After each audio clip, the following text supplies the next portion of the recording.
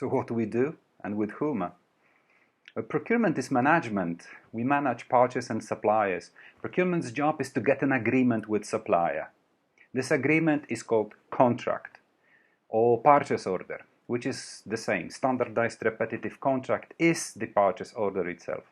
This agreement can be done only through effective negotiations, through finding consensus or compromise between the two parties. On one side you have seller, which is supplier or vendor, and on the other side you have buyer as the entire organization behind procurement office. We call them business stakeholders. Procurement is a commercial function. We are here to make money. Sellers and buyers, they meet on the other side of the same table. Now, seller brings the money to the business through markup. Buyer brings the money to the business through savings.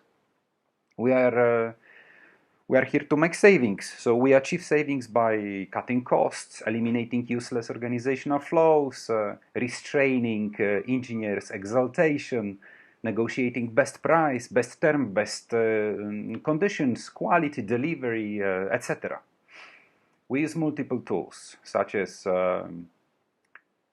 e-auctions, competitive tendering process, sourcing, benchmarking, consolidations, and more complex methodologies such as total cost of ownership or game theory.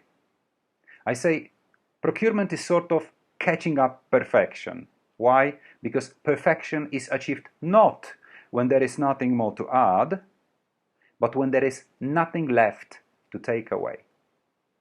Now, we in procurement, we are allowed to represent the company outside of the business because we work with external suppliers. Therefore, traveling, external meetings, calls is a natural aspect of our work.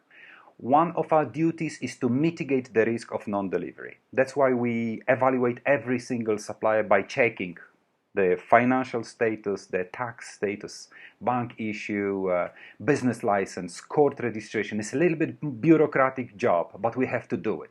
Then we check also their market references.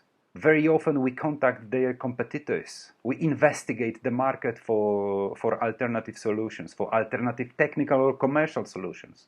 We do the sourcing or scouting for new potential suppliers. Now, internally, we have our stakeholders. As we monitor the process of spending money, we work very close with financial office, with tax, insurance, and accounting. Well, we are all driven by money, aren't we? Now, as we work very close with contract, and contract must be in compliance with civil and commercial law and Public Procurement Act, we have to work very close to legal office. We work with lawyers. They help us to do the proper contract wording, legal interpretation of our negotiations. Now, we work with engineers. Technical specification of what we have to buy is generally done by engineering office. This specification as request for quotation, request for information, we buyers, we send to suppliers to receive offers. Then we analyze those offers and we decide which offer to choose. Well, we are also to coordinate delivery. Therefore, we have to make sure the good or service has been delivered as per the offer, as per contract's agreement. That's why very often we seek confirmation, we contact directly construction or production site. After all, procurement also have to deal with claims. Now, we are also obliged to work directly and indirectly with top management, with people who are legally authorized by having power of attorney to represent the company. This is management of on top level, members of board of directors, presidents, vice presidents, owners. We contact them and we have to work with them in order to set up initial strategy for negotiations, to report risks, results, and finally we have to collect their signatures on the contract.